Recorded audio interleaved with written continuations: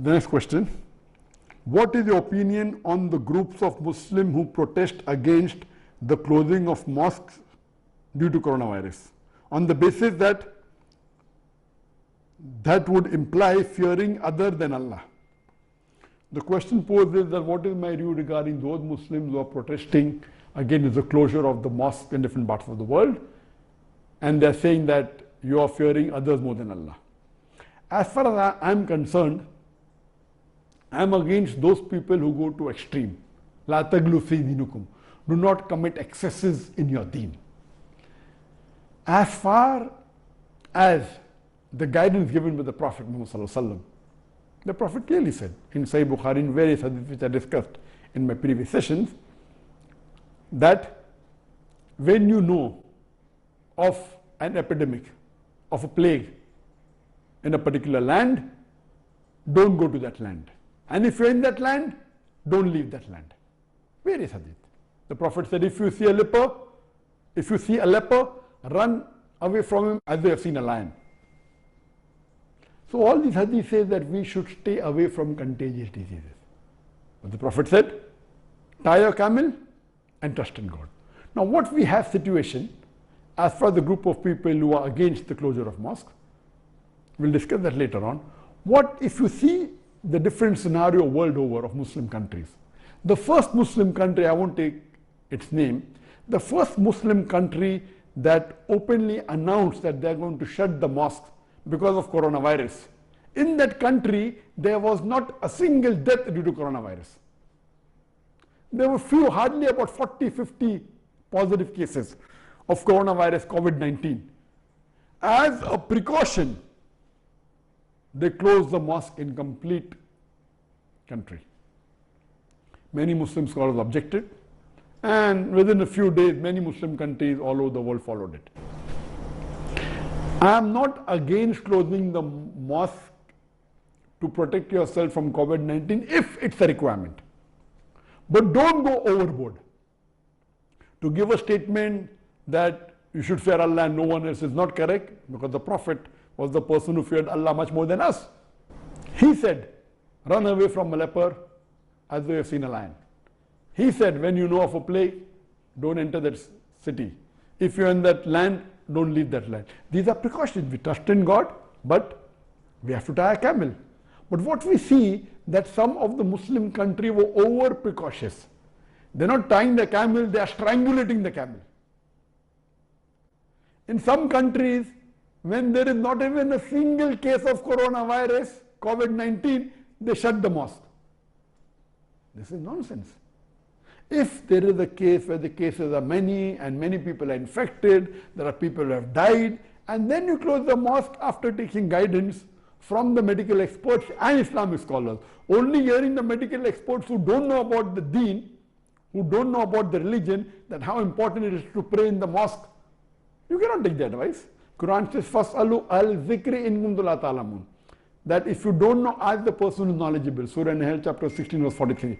And Surah Anbiya chapter 21 verse number 7. So there should be a striking balance. So if the infection has spread quite a lot, and you think that opening the mosque will really cause many more people to be infected, not just being over precautious.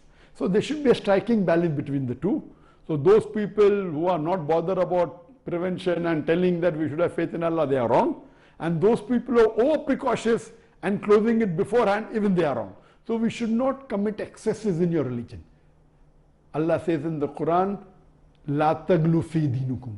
Do not commit excesses in your religion. Surah Nisa chapter 4 verse number 171.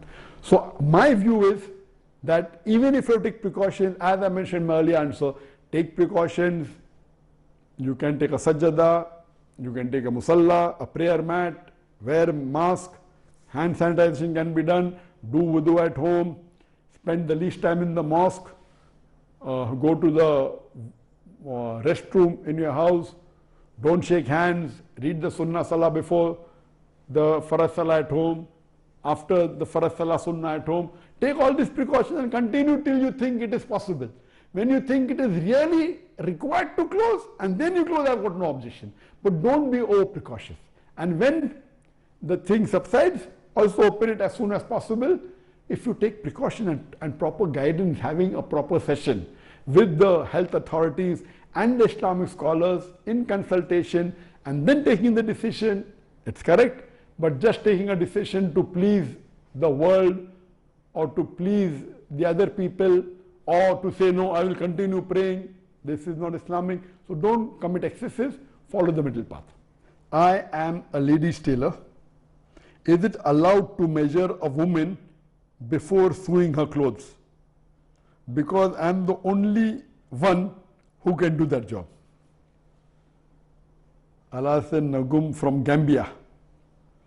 Alasan Nagum from Gambia asked the question that he is a lady tailor. Can he measure the ladies before sewing her clothes? And he says he is the only one who can do the job. As far as being a lady's tailor per se, stitching the clothes of ladies is not haram, but the associate things may be haram. You cannot take the measurement of a lady because she is your na-mahram unless, if it's a mahram of yours, your wife or your sister or your mother is permitted. But taking measurement of a lady, you have to put the measuring tape and you have to touch her body. This is prohibited in Islam, it's not permitted.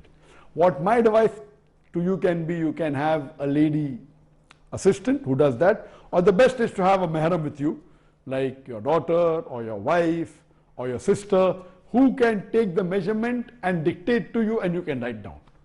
Stitching clothes per se is not haram, but if you measure a lady and you touch her, that is haram. If you think you are the best in doing this job, as you said, I'm the only one who can do the job and you may be a designer. So as long as you do not break any of the rules of the Sharia, you do it in the way that Sharia allows you. Like having a mahram lady with you who takes the measurement and then tells you, and then you stitch, and she takes the trial and she does basically the talking, and you don't involve in staring at a woman or touching her. So if you take precaution of this, then you can continue, or if you cannot take, my advice to you would be that you change the job. It is from Altaf Khan from Alwar, Rajasthan, India. Is it allowed to use pen or marker while reading the translation of the Quran? There is no harm in using the pen or the marker while reading the translation of the Quran, and I used to do it very often previously. And if you see my Quran that I read previously, every time I read the Quran I used to have a different coding. I used to use the fluorescent marker, I used to use the highlighters, and I had my own code that if it's a verse dealing with Christianity, I have to highlight with pink. If it's dealing with the non-Muslims, the other non-Muslims is to be blue. With the Hindus, is to be orange. Scientific, a different color. Dealing with Muslims, green color. So my Quran was technicolor, like a rainbow color. And I finished the Quran, then I read second time. So then I realized that all the verses are important. Then literally almost all the verses are highlighted.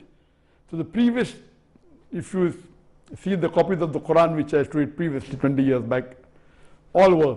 Now I take a fresh Quran and I mark when required, not always, because I've read the Quran so many times. So previously I used to take, so using a pen or a marker pen, there's no problem. Somebody say, oh, you're insulting the Quran. Not at all. You're reading the translation of the Quran and you want to highlight, you want to remember, there's no problem at all. Make use of it. As long as you utilize it more in your life, it will be better.